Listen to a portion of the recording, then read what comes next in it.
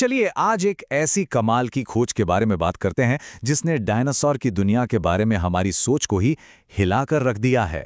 और यकीन मानिए, ये कहानी किसी साइंस फिक्शन फिल्म से कम नहीं है। वैज्ञानिकों ने हाल ही में एक ऐसे फॉसिल मतलब जीवाश्म की घोषणा की है जो देखने में ऐसा लगता है मानो किसी फैंटेसी नॉवल से सीधा निकलकर बाहर आ गया हो।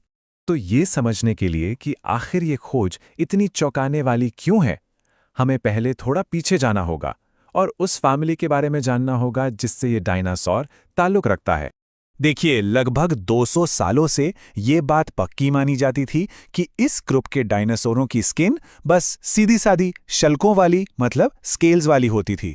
लेकिन पता है क्या, ये पूरी की पूरी धारणा ही गलत निकली। और इसी गलत धारणाओं को तोड़ने आया है ये नया फॉसिल।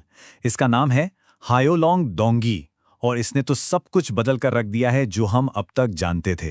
अब सबसे दिलचस्प बात यह है कि वैज्ञानिक खुद कितने उत्साहित थे। उन्हें अच्छी तरह पता था कि उनके हाथ कोई मामूली चीज नहीं बल्कि एक गेम चेंजर लगी है, कुछ ऐसा जो इतिहास की किताबों को बदल सकता है।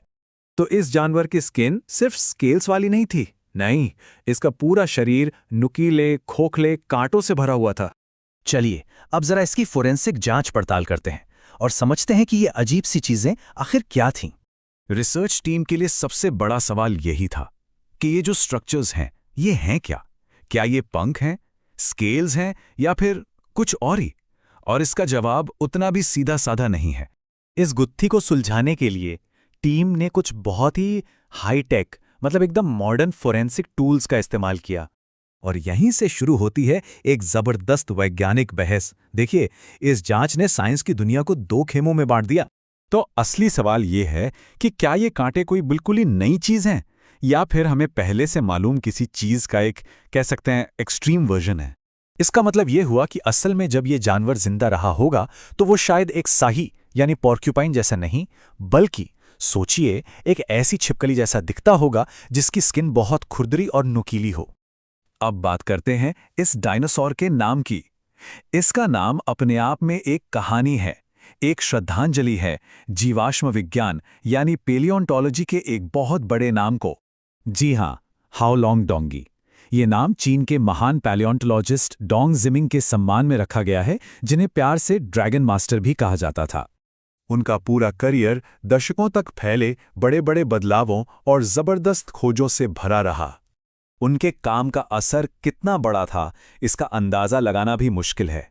सच तो यह है कि उन्होंने इतिहास में किसी भी और इंसान से ज्यादा डायनासोर की प्रजातियों को खोजा और उन्हें नाम दिया। और वो सिर्फ एक बेहतरीन साइंटिस्ट ही नहीं थे, उन्हें दुनिया के सबसे माहिर फॉसिल हंटर्स में से एक माना जाता था। अच्छा, अब जरा बड़ी पिक्चर देखते हैं।